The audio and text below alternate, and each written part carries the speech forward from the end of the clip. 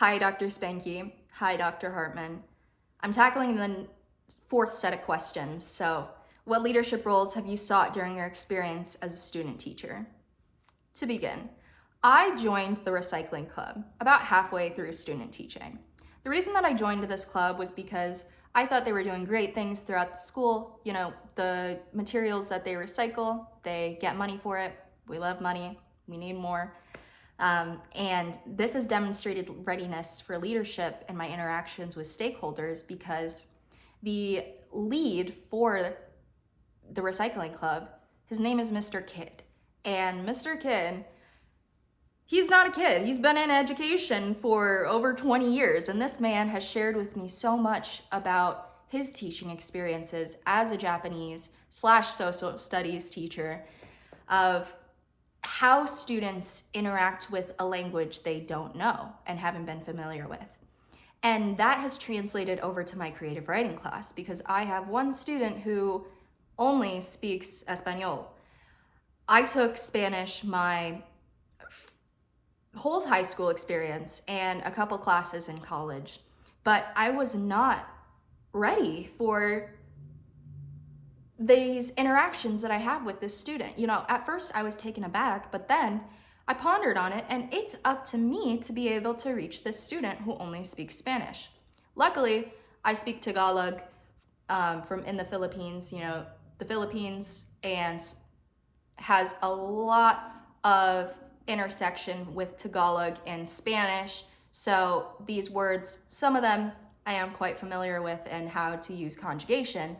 So whether that be learning basic phrases or even more than basic phrases, but learning how to say specific things and translate it to this student has been very impactful. In the beginning, she didn't really come to class. It's the last period of the day, you know, it's a credit recovery class, and she doesn't know how to speak English. So there's already so many factors that make her not want to attend this class. So the leadership that I have showed here is making lessons that have been translated for her, have kept her culture in mind. We just did a creative writing lesson focused on cuisine. She wrote hers about tamales, empanadas, and the experiences she had making these foods with her grandparents or her parents. And that has demonstrated leadership for me because I am touching a part of this student's prior experiences and building upon it. And whether we speak the same language or not, I am going to make sure that we're able to meet somewhere so that she can be in my creative writing class, truly be in my class rather than feel like she's isolated and that because she doesn't know this language that she can't participate. Wrong. That's not who I am going to be as an educator, and that's not who I am as a person. Freire made something called the pedagogy of the oppressed, and one of my favorite things about this is that he argues that education is never neutral. It either supports oppression or helps people become more aware and free from it.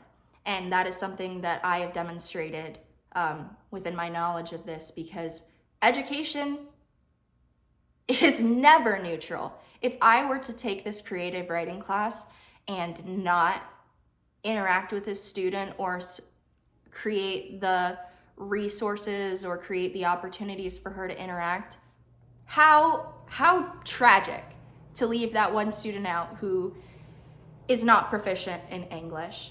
But she is going to get something out of my class because I am interacting with her. I'm freshening up on this. I'm making lesson plans and translating it ahead of time. I am learning these words and learning phrases so that I can connect with her for that few hour and 15 minutes I have in the day. And that leadership I've shared with other stakeholders like Mr. Kidd, like Mr. Walker, like Ellie, who's always in the class with me.